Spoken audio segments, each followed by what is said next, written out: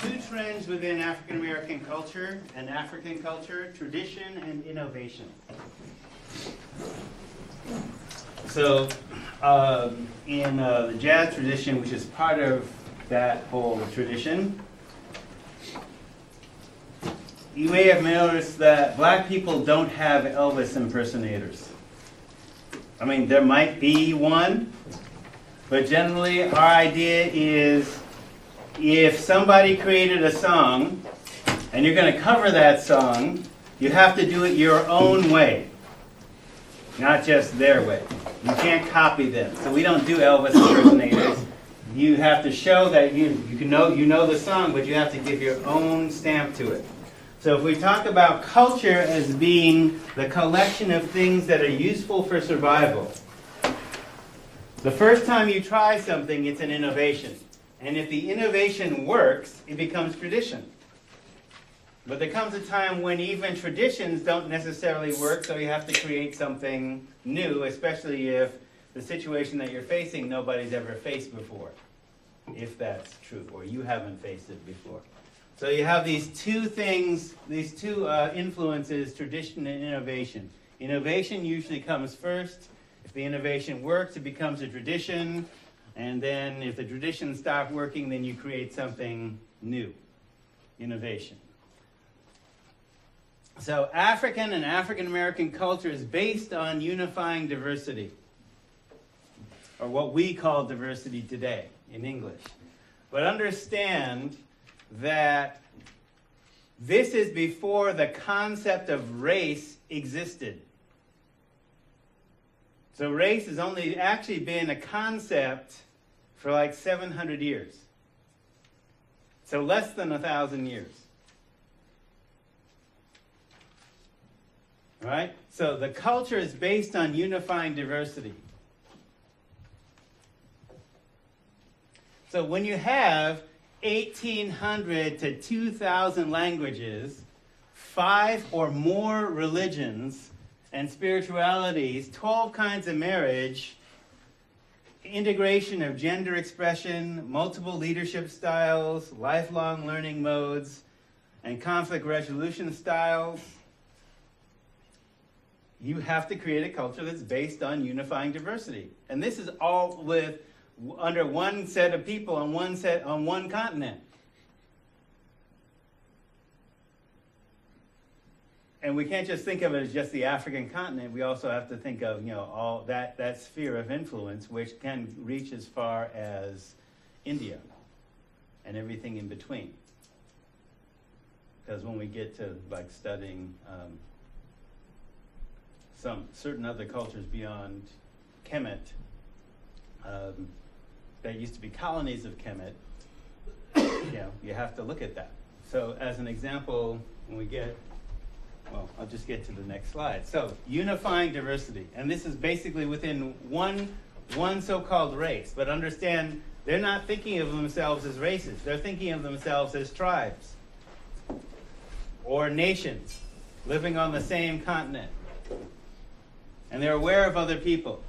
So you have to utilize diversity, not simply as we do and talk about in Eugene, celebrate it or accept it. No, you have to learn how to use it. What's it for? Could you say diversity is an aspect of unity? Is this from me or is this? No. No signal. Well, it's working at my end.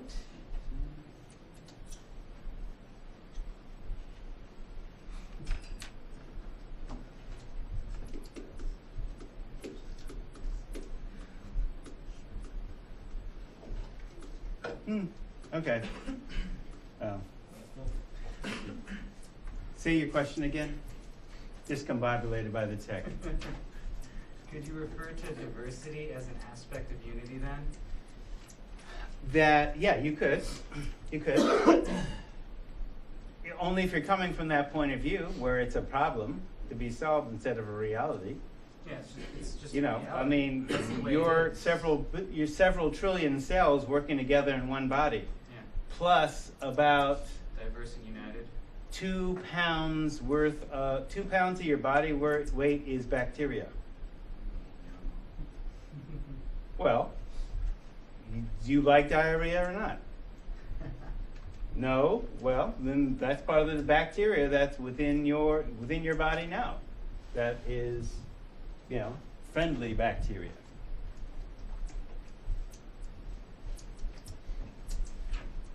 All right, so we've seen when you saw on the website, that's really annoying.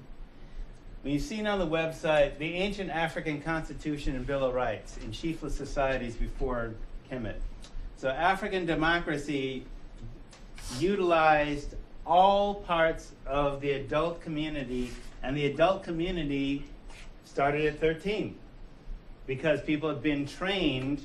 They said their education started at 6, and by the time they went through their rites of passage at around 13 or the onset of puberty, they were functionally adults, assuming they survived the rites of passage, which depends on, you know, which tribe you're talking about. If you're Zulu and you're a male child, you gotta go kill a lion with a spear. You survive that, you're an adult. Sounds harsh, but guess what? You live on a continent with all kinds of predators and 13 different poisonous snakes and all that. Part of your education is going to be, you know, what you can grow where, what's poisonous, what's not, what you can eat, what's not. 5 different languages, your enemies' languages, as well as your allies' languages, your histories, except all those things by the time you're 13. In fact, that education, basically, you wouldn't experience until college. All of it. I mean, when you think about what the educational system used to be, even when I was in elementary school, I learned to read on McGuffey's Readers, which is basically 19th century, you know, elementary education, and they had 3 languages in public school. You're expected to know English, Latin, and Greek. By the time you made high school.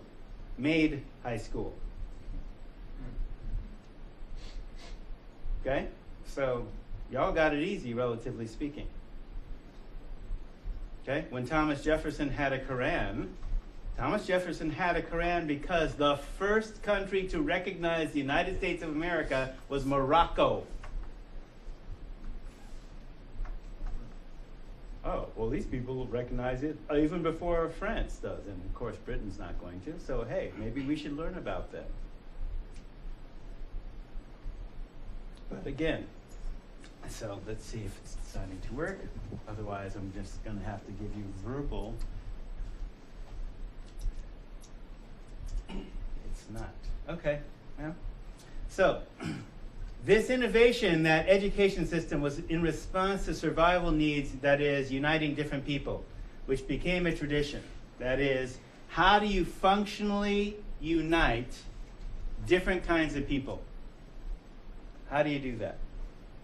And when that system was destroyed as a system, it had to be replaced. So it had to be recreated.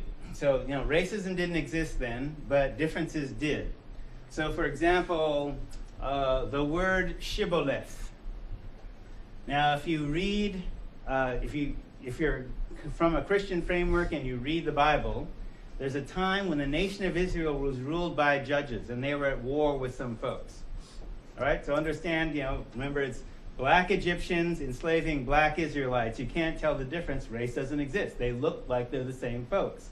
Moses got raised by Pharaoh, and as Pharaoh's grandson, because he looked like Pharaoh. Same folks. Right? So they're fighting this war. Two different tribes are fighting the war, and this is in Judges.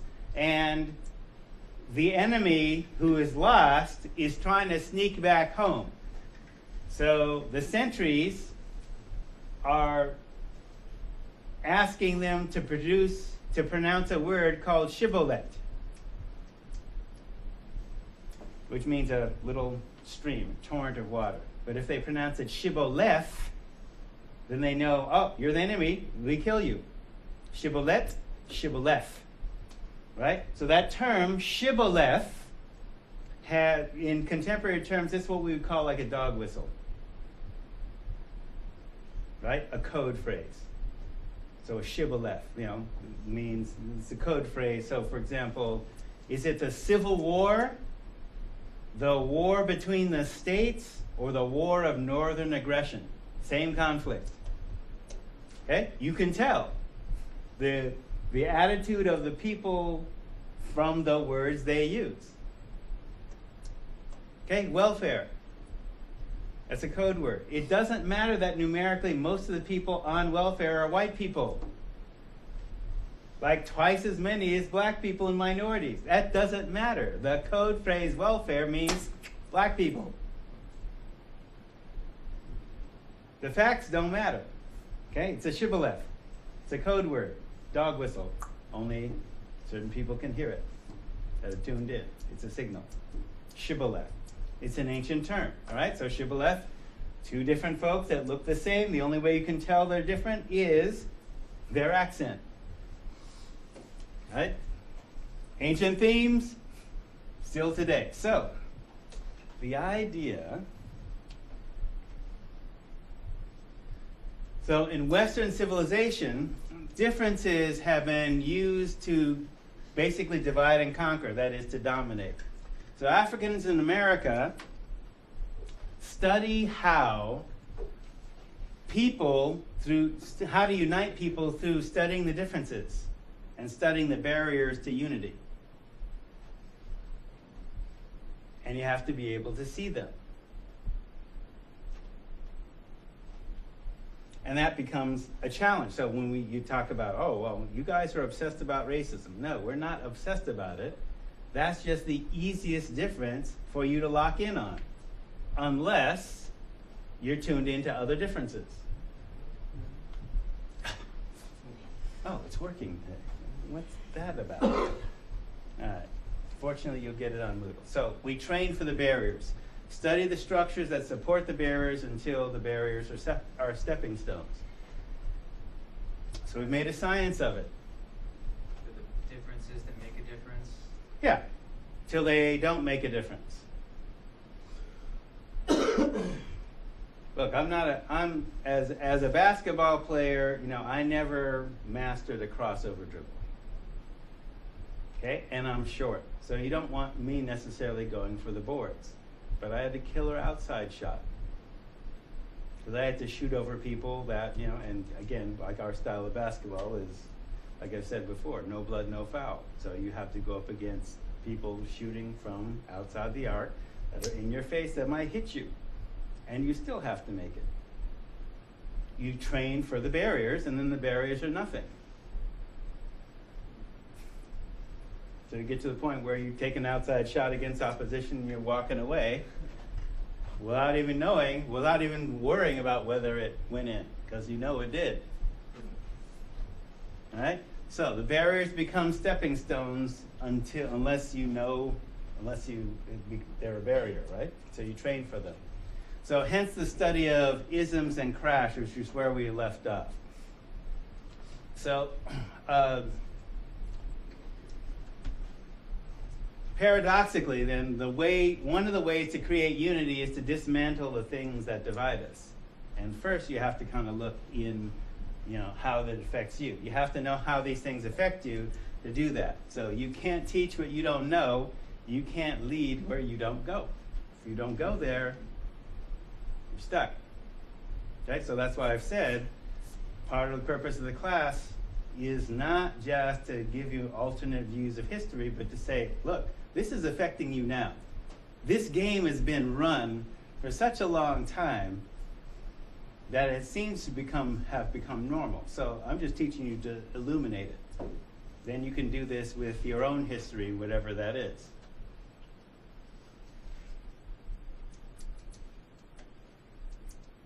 So, isms, individual structural society mentality. Now, I know I'm repeating some of this stuff, and I'm repeating it so I can take off deeper.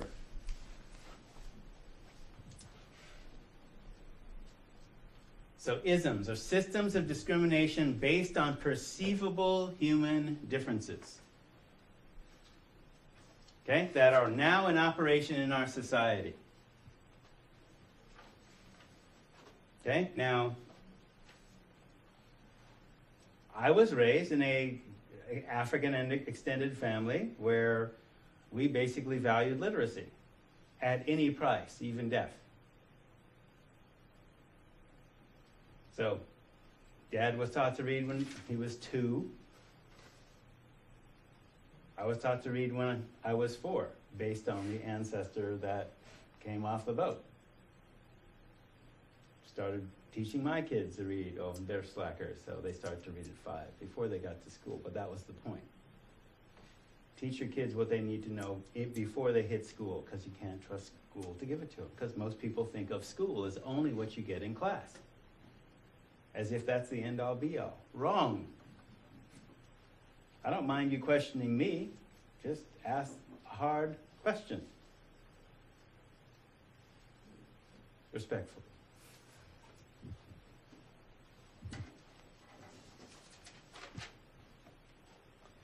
So that's 6 types of isms. So the only part of it that's mine is basically saying that there's 6. This is basically coming from the literature and case law that African American scientists have invented.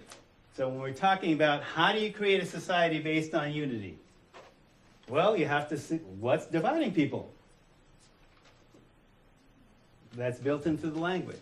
So type 1 and type 2. Overt and covert, individual. Type 3, unconscious institutional. Type 4, conscious institutional legal. Type 5, conscious institutional illegal. And type 6, sociostructural violence. So to go the matrix of domination. So it's not just white supremacist capitalist patriarchy. So it's not just white, whatever that means, but those who are honorary whites, conforming to the values of whiteness. So, for example, the values of whiteness say that racism doesn't exist. And if you bring it up, it's an excuse. Don't play the race card. Boom, that's a shibboleth. All you have to do is work hard. Okay, well, if working hard just did it, then everybody who worked hard should make it. There would be no need for talking about a glass ceiling for women. But since that is, who's working hard than a single mom? Okay. Why aren't we paying single moms as a national security measure to make sure that we're raising healthy children? Why aren't we supporting them and paying to make sure that those kids come up healthy, instead of being a burden in the criminal justice system or the health system or whatever? They do that in Europe. Oh, well, that's socialism. Stop. Which of your citizens do you not believe are equal in America? Well, the budget reflects the priority, doesn't it? Okay, so believing the superior of one race over another, but part of that is, the concept of race itself. Where did that come from? And we'll look at that when we get to that part 700 years ago. So, supreme and superior, one race or one worldview being more valid over others. Amoral capitalism, which we talked about, so the values of chattel slavery, that is, people have worth and value based on their income or social position. So, living systems, people, the land, are resources or property that I, the capitalist, own. They're not relatives because I paid for it, or invested in it, or I discovered it. These are all legal terms that have weight and meaning in this society. So, for example, the reason I put this phrase here, because I paid for it or invested in it, discovered in it. Even if it's in your body, you weren't using it, I can experiment with it and make money with it. You don't get any. Okay? If I, for example, here's what I'm citing. This is the case law. I'm not making this up. Right? So I'm going to be doing a lecture in an honors biology class in an hour, so I'm kind of warming up for that. Right? But you may not know this. Suppose you suppose you had a resistant cell, an immune cell that was resistant to AIDS. You had the cure for AIDS in your body. No matter how much you got exposed, you had the cure to AIDS. You had actually a type of cell that eats AIDS for lunch. Okay? And that's suddenly discovered. They could take that out of your body in a routine blood test, make a whole bunch of money off it, and you don't get a dime. Henrietta Lacks. Like Henrietta Lacks, right. So Henrietta Lacks is a case out of the medical apartheid playbook, even though she's referenced in that book, right? So she was a black woman who had cervical cancer. And she got treated for cervical cancer with this standard remedy that was given to everybody, which is they pack her cervix with radium. Oh, that killed the tumor and gave her radiation sickness, and she died in 6 weeks. But they took the cancer cells and they cultured them, okay? And that was the first of the so-called immortal cell lines, right? They did everything to those cells to try and kill them. Sent them to the moon. Put them in atomic bomb tests. I'm not kidding you. I mean, they did. They patented these cells and made billions from them. The Lacks family didn't get a dime.